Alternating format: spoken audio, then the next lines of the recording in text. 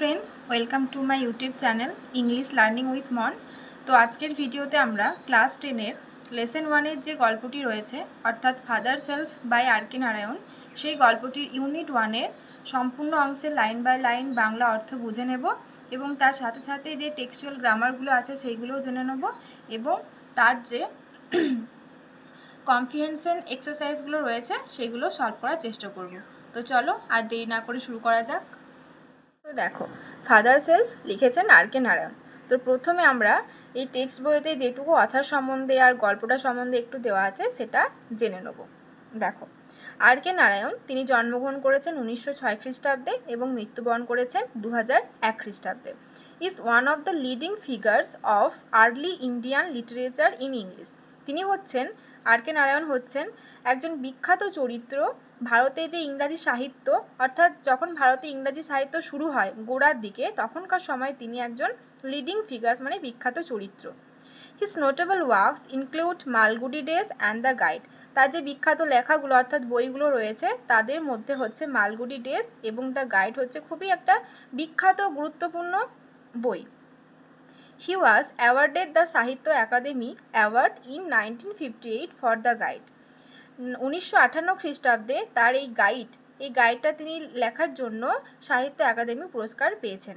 তো এইটুকু হলো অর্থাৎ সম্বন্ধে। এবার এখানে গল্পটার একটু সামারাইজ করা আছে। দেখো, the story an edited extract from Malgudi Days is about a young boy call Swaminathan. তাহলে এই গল্পটা হচ্ছে মালগুডি ডেজ থেকে নেওয়া হয়েছে এবং এই গল্পটা কাকে নিয়ে? গল্পটা হচ্ছে একটা বাচ্চা ছেলেকে নিয়ে যার নাম হচ্ছে Swaminathan, who is unwilling to go to school, যে কিনা স্কুল যেতে চায় না। মানে বাকি বাচ্চাগুলো যেমন হয় যে স্কুল যেতে হলে যত রকম তাদের বাহানাবাজি, কান্না, শরীর খারাপ, মানে স্কুল যেতেই চায় না কোনো মতে। তো স্বামীনাথনও কোনো ব্যতিক্রম নয়, সেও সেই তাদের মতোই স্কুল যেতে চায় না, মানে স্কুল যেতে হলেই তার খুব কষ্ট। But is forced by his father to attend school, কিন্তু তার বাবা তাকে জোরপূর্বক স্কুল পাঠাবে, মানে তার বাবা মানে যা করে হোক তাকে স্কুল পাঠাবেই, গল্পে আমরা দেখতে পাবো। The story explores how through the events that follow Swami's original reservation about his teacher Samuel get transformed considerably. আচ্ছা, দ্য স্টোরি এক্সপ্লোরস মানে গল্পটা যত এগোবে আমরা দেখতে পাবো কি, ঘটনাক্রমে দেখতে পাবো স্বামীর যে টিচারে আমরা নাম পেয়েছি স্যামুয়েল, সেই টিচার সম্বন্ধে স্বামীর যে ধারণা, সেই ধারণাটা কিভাবে চেঞ্জড হচ্ছে, মানে ট্রান্সফর্ম কনসিডারেবলি মানে কমপ্লিটলি কিভাবে পরিবর্তন হচ্ছে তার টিচারকে নিয়ে, সেটাই কিন্তু আমরা গল্পে ঘটনাক্রমে দেখতে পাবো। তো এই হচ্ছে গল্পের সামারি এবং অথারকে নিয়ে। Lying in bed, Swami realized with a shudder that it was Monday morning. স্বামী বিছানায় শুয়ে শুয়ে হঠাৎ করে একটা ঝাঁকুনির সাথে বুঝতে পারল যে সোমবার সকাল এসে গেছে। It looked as though only a moment আগো ইট ওয়াজ ফ্রাইডে। যেন মনে হচ্ছে এই কিছুক্ষণ আগেই, মানে একটা মুহূর্তের আগেই তো শুক্রবার ছিল। মানে ব্যাপারটা হচ্ছে এরকম যে আমাদের সকলের কাছেই ছুটির দিনগুলো মানে রবিবার বিশেষ করে যেন মনে হয় যেন খুব তাড়াতাড়ি করেই পেরিয়ে গেল, আবার সোমবার চলে এলো, আবার যে যার মতো করে অফিস, স্কুল, কলেজ যেতে হবে। মানে খারাপ সময় বা যেগুলো আমরা পছন্দ করি না সেগুলো যেন খুব তাড়াতাড়ি চলে আসে, আর ভালো যেগুলো পছন্দ করি বা ভালো সময় সেগুলো যেন খুব তাড়াতাড়ি কেটে যায়। তো স্বামীর কাছে সোমবারটা একটা মিজারেবল মানে দিন, তাকে স্কুল যেতে হবে, সেই জন্য তার কি মনে হচ্ছে যে সে বুঝতে পারছে কি যে তাড়াতাড়ি করেই ছুটির দিনটা পেরিয়ে গেল এবং সোমবার সকালে এসে উপস্থিত হলো। It looked as though only a moment আগো ইট ওয়াজ ফ্রাইডে। একটু মুহূর্ত আগে মানে কিছুক্ষণ আগে যেন মনে হচ্ছে যে শুক্রবার ছিল। অলরেডি মানডে ওয়াজ হেয়ার, সোমবার এসে হাজির হয়ে গেছে। He hoped he did not have to go to school, কিন্তু সে মনে মনে ভাবছে কি সে তো স্কুল যাবে না। অ্যাট 9 o'clock স্বামীনাথন ওয়েল্ট, সে সকাল 9টার সময় কি করলো, কাঁদতে শুরু করলো। আই হ্যাভ এ হেডেক, এবং কি বলছে, আমার মাথা ব্যথা করছে। আচ্ছা, আমি প্রথমেই বলেছিলাম যে বাংলা অর্থ বলে দেওয়ার সাথে সাথে যে টেক্সচুয়াল গ্রামার আছে সেগুলো নিয়ে আলোচনা করে দেবো। দেখো, এই যে লাইনটা Swaminathan wailed I have a headache, এই লাইনটা কিন্তু ন্যারেশন চেঞ্জ করা যেতে পারে। তো দেখো, আমি খাতায় লিখে উত্তরটা করে দিচ্ছি। এটা আছে Swaminathan wailed I have a headache. এটা যদি আমরা ন্যারেশন চেঞ্জ করি তাহলে কী হবে, এটা অ্যাসার্টিভ সেন্টেন্সে আছে।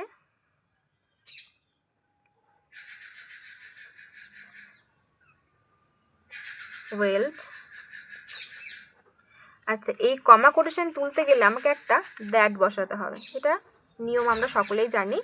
দেন স্বামীনাথন ওয়েল দ্যাট, এখানে বলেছে আই হ্যাভ এ হেডেক, তাহলে এখানে আইটাকে, এখানে স্বামী বলছে কি আই হ্যাভ এ হেডেক, তাহলে আইটা এখানে স্বামী, তাহলে এখানে স্বামীটাকে আমি কি লিখতে পারি, হি লিখবো। আর হ্যাভ আছে, এটা আছে ওয়েল পাস্ট টেন্স, তাহলে হ্যাভটাও পাস্ট টেন্সে হয়ে গেলে হবে হ্যাড, তাহলে তাহলে এটা কি হলো, Swaminathan wealth that he had a headache, ঠিক আছে। তাহলে এটা হয়ে গেল এই সেন্টেন্সটার ন্যারেশন চেঞ্জের উত্তর। দেখো পরের সেন্টেন্স কি বলেছে, মাদার জেনারেসলি সাজেস্টেড দ্যাট স্বামী মাইট স্টে অ্যাট হোম, মা তাকে সাধারণভাবে উদারভাবে কি বললো যে ঠিক আছে আজকে স্কুল যেতে হবে না, তুমি বাড়িতেই থাকতে পারো। মারা দেখবে একটু বাচ্চাদের প্রতি একটু বেশি উদার হয়, মানে কি যদি বলা হয় যে মা শরীর খারাপ স্কুল যেতে পারবো না বা কিছু, বাবাদের থেকে একটু কম কঠোর হয় এবং বলে যে ঠিক আছে বেশ বাড়িতেই থাকো, স্কুল যেতে হবে না। তো স্বামীর মাও কিন্তু তাই বললো। At 9:30, when he ought to have been in the school prayer hall, Swami was lying on the bench in mother's room. ঠিক 9:30টার সময় যখন তার স্কুলের প্রেয়ার হলে থাকার কথা, মানে উচিত, অড মানে উচিত, তখন সে কোথায় রয়েছে, Swami was lying on the bench in mother's room, সে তার মায়ের রুমে বেঞ্চের ওপর শুয়ে রয়েছে। তাহলে এখান থেকে কোয়েশ্চেন আসতে পারে যে স্বামী কোথায় শুয়েছিল যখন তার স্কুলের প্রেয়ার হলে থাকার কথা, তাহলে উত্তরটা হবে on the bench in mother's room, ঠিক আছে, কোয়েশ্চেন আসতেই পারে। তারপর দেখো, father asked him have you no school today, তার বাবা তাকে জিজ্ঞেস করছে তোমার কি আজকে স্কুল নেই, স্বামীকে জিজ্ঞেস করছে। আচ্ছা এই লাইনটা দেখো, এটাও কিন্তু ন্যারেশন চেঞ্জ করা যেতে পারে, আমি খাতায় লিখে দিচ্ছি। এই উত্তরটা কি হবে দেখো, এটা কিন্তু আমরা দেখতে পাচ্ছি আস্কড আছে, ইন্টারোগেটিভ সেন্টেন্স আছে, তো এটা হবে ফাদার আস্কড হিম। এইবার যেহেতু এটা ইন্টারোগেটিভ সেন্টেন্স আছে, এবার দেখতে হবে এটা কীভাবে শুরু, মানে যদি WH দিয়ে, মানে হোয়াট, হোয়ার, হুইচ এইগুলো দিয়ে শুরু হয় সেক্ষেত্রে কিন্তু রুলসটা একটু অন্যরকম হয়, কিন্তু এখানে যেহেতু হ্যাভ দিয়ে শুরু হচ্ছে তাই জন্য এখানে কোটেশন উঠে কি হয়ে যাবে ইফ, তাহলে ফাদার আস্কড হিম ইফ, এখানে বলেছে ইউটা এখানে কাকে বলছে, স্বামীকে, তাহলে হি, হ্যাভটা হ্যাড হয়ে যাবে পাস্ট টেন্স, কেন কি এখানে আস্কড আছে, তাহলে if he had no school যেমন আছে বসে যাবে টুডে, ন্যারেশন চেঞ্জে টুডে থাকলে হয় কি দ্যাট ডে, তাহলে টোটালি আনসারটা কি হলো, father asked him if he had no school that day, এটা হয়ে গেল এই সেন্টেন্সে যে ন্যারেশন চেঞ্জ সেটার উত্তর। দেখো পরেরটা, হেডেক স্বামী রিপ্লাইড, স্বামী তখন কি বলছে যে আমার তো মাথা ব্যথা করছে, nonsense dress up and go, ও কি বলছে তখন বাবা যে বোকামি করো না, বাজে বকো না, ড্রেস পরো, রেডি হও এবং স্কুলে যাও।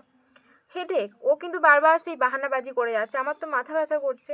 Loaf about less on Sundays and you will be without a headache on Monday, বাবা কি বলছে, লোভ অ্যাবাউট, লোভ কথার অর্থ হচ্ছে অকারণে ঘুরে ঘুরে বেড়ানো বা রেস্ট না নেওয়া।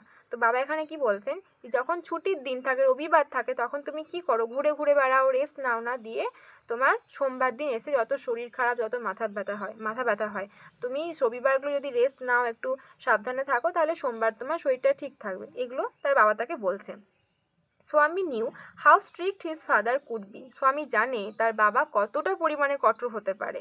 So he changed his tactics, সেই জন্য সে কী করছে, তার যে কৌশল, ট্যাকটিস মানে কৌশল, যে সে বাহানাবাজি করছিল, মাথা ব্যথা করছে, স্কুল যাব না, সেই ট্যাকটিসটাকে সে চেঞ্জ করছে, অন্য কিছু ভাবছে যে আর কি বলে স্কুলটা যাওয়াটা মানে বাধা দেওয়া যায়, ও মনে মনে ভাবছে।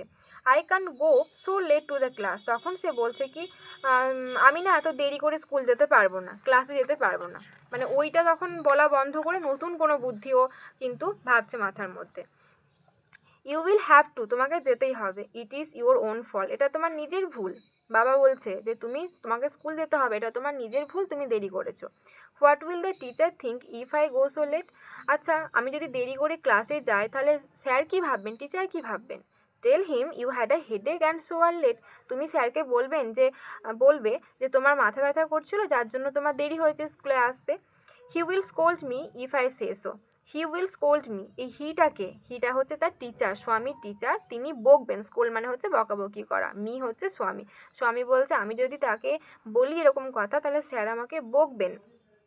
আচ্ছা উইল হি, তাই কি, লেট আস সি, আচ্ছা চলো দেখি, হোয়াট ইজ হিজ নেম, আচ্ছা এইগুলো কিন্তু তার বাবা বলছে, স্বামীনাথনের বাবা, যে বলছে আচ্ছা তাই কি, বেশ দেখি তো চলো, তার নাম কি, তখন স্বামী বলছে স্যামুয়েল, তাহলে স্যারের নাম হচ্ছে Samuel. Does he always scold the students, তখন তার বাবা জিজ্ঞেস করছে, আচ্ছা তোমাদের স্যার কি সবসময় স্টুডেন্টদেরকে বকাবকি করেন? তখন স্বামী বলছে, he is a very angry man, তিনি হচ্ছেন খুবই রাগী একজন ব্যক্তি। He is especially angry with boys who come in late, তিনি সেই বাচ্চাদেরকেই বেশি বকেন যারা দেরি করে ক্লাসে ঢোকে। তাহলে এক্সপেশালি মানে হচ্ছে বিশেষ করে কাউকে বলা, মানে especially angry with boys who come in late, যেই বাচ্চাগুলো দেরি করে মানে ক্লাসে আসে সেই বাচ্চাগুলোকে বিশেষ করে বেশি বকেন, এইটা বলছে। I would not like to go late to Samuel class, আমি একদমই চাই না স্যামুয়েল স্যারের ক্লাসে দেরি করে ঢুকতে। তারপর দেখুন, if he is so angry why not tell your headmaster about it, আচ্ছা তখন বাবা বলছে তিনি যদি এতই রাগী এরকম, তাহলে তোমরা কেন এই বিষয় নিয়ে হেড স্যারের সাথে কথা বলো না? They say that even the headmaster is afraid of him, তখন স্বামী বলছে সবাই বলে, সবাই মানে হচ্ছে ধরো স্কুলের অন্যান্য স্যারেরা বা যা ছাত্রছাত্রী আছে বা হয়তো আশেপাশের লোকজন, মানে সবাই কি বলে যে হেডমাস্টারও নাকি স্যামুয়েল স্যারকে ভয় পায়, এটা স্বামী বলছে তার বাবাকে। বোঝা গেল?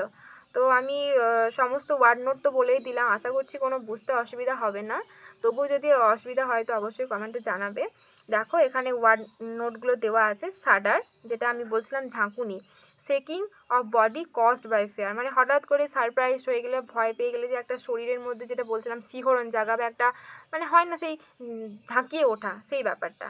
আর লোফ মানে হচ্ছে মুভ অ্যারাউন্ড ইন আর আইডিয়াল ম্যান, মানে হচ্ছে ঘুরে বেড়ানো, রেস্ট না নেওয়া, এইটা। তো বোঝা গেল বাংলা অর্থ, আমি সমস্তটা বাংলা অর্থ এবং মিনিং সহ বলে দিয়েছি। তো চলো এবার আমরা এখানে যে কম্প্রিহেনশন এক্সারসাইজেসগুলো রয়েছে সেগুলো একবার দেখে নিই। তো প্রথমে কি দিয়েছে, choose the correct alternative to complete the following sentences, বলেছে কি এই অপশনগুলো থেকে যেটা সঠিক সেটা বেছে নিয়ে এই সেন্টেন্সটাকে কমপ্লিট করতে। প্রথমে এ দাগের কি দিয়েছে, উইথ এ সাডার স্বামী রিয়েলাইজড দ্যাট ইট ওয়াজ, তাহলে স্বামী ঝাঁকুনির সাথে কি রিয়েলাইজ করলো, ইট ওয়াজ এ মনডে মর্নিং, তাহলে এই মনডে মর্নিং, তাহলে এই মনডেটা হবে, তাহলে 4 দাগের উত্তরটা হবে। একটু আগেই তো পড়লাম, অসুবিধা হওয়ার কথা নয়। দুয়েরটা দেখো, when Swami ought to have been in the school prayer hall he was lying on the, যখন স্বামীর স্কুলের প্রেয়ার হলে থাকার কথা তখন সে কোথায় রয়েছে, সে তার মায়ের রুমে বেঞ্চে শুয়ে রয়েছে, তাহলে এখানে এই যে প্রথম দাগের উত্তরটা হবে বেঞ্চ। ঠিক আছে, নেক্সট দেখো, তারপর একটা দিয়েছে কি, according to Swami Samuel is especially angry with boys who are, তো স্বামীর মতে যে স্যামুয়েল স্যার কাদের প্রতি বেশি রাগ করেন, যারা লেট করে স্কুল আসে, তাই তো? তাহলে এখানে দেখো 2 দাগের উত্তরটা হয়েছে কি লেট, তাহলে এইটা উত্তর হবে। বেশ, পরের কি বলেছে দেখো, fill in the chart with information from the text, এই যে চার্টটা রয়েছে এই চার্টটাকে কি করতে হবে, ফিল আপ করতে হবে টেক্সট থেকে ইনফরমেশন বা তথ্য নিয়ে।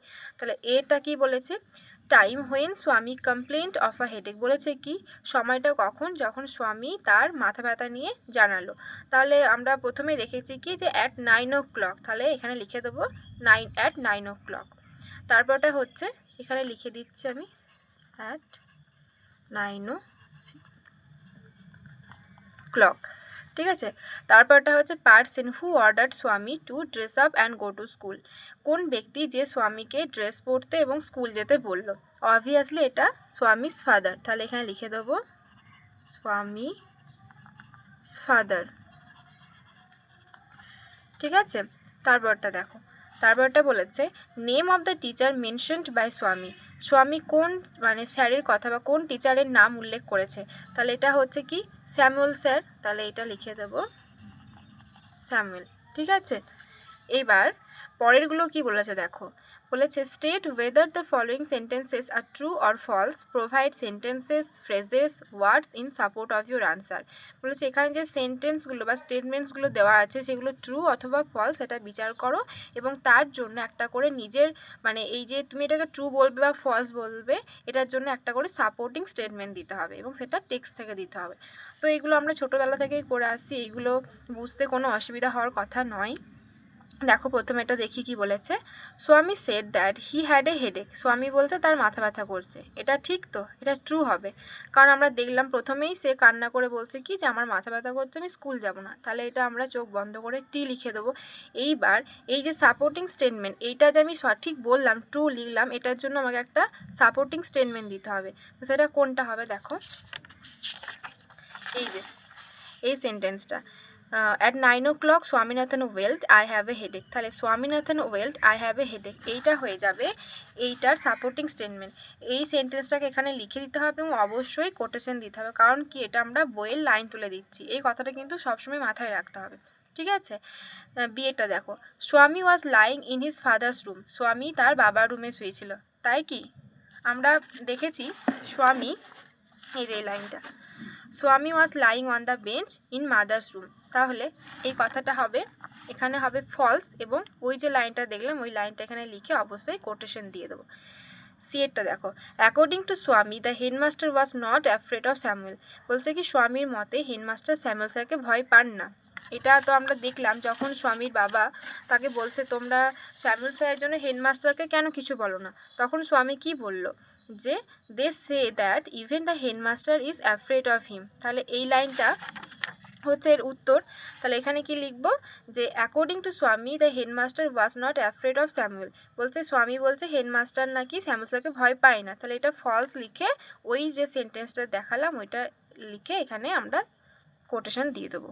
তো এই হচ্ছে গিয়ে এর কম্প্রিহেন্সিভ এক্সারসাইজের সলভ। তো আজকের মতো এই পর্যন্তই থাকলো, আবার পরের ভিডিওতে যেভাবে ইউনিট 1টা নিয়ে আলোচনা করলাম সেভাবে ইউনিট 2টা ডিটেলসে বাংলা অর্থ, তার যে টেক্সচুয়াল গ্রামার এবং তার যে এক্সারসাইজেসগুলো রয়েছে সেগুলো সলভ করার চেষ্টা করব। তো আজকের মতো এই পর্যন্তই থাক, দেখা হবে পরের ভিডিওতে, ততদিন পর্যন্ত সবাই ভালো থাকো, সুস্থ থাকো। আর যদি ভিডিওটি ভালো লাগে অবশ্যই লাইক করো এবং পাশে থাকা বেল আইকনটি প্রেস করে সাবস্ক্রাইব করে রাখো, যাতে নতুন কোনো নোটিফিকেশান এলে অবশ্যই তোমার কাছে আগে পৌঁছে যায়। আর যদি কিছু জানার থাকে তাহলে অবশ্যই কমেন্টে জানাবে, এবং যদি মনে হয় এই ভিডিওটি অন্য কোনো কারো কাজে আসতে পারে বন্ধুদের মধ্যে তাহলে অবশ্যই শেয়ার করবে। আর অবশ্যই ভালো থাকো, সুস্থ থাকো। Thank you so much, tata.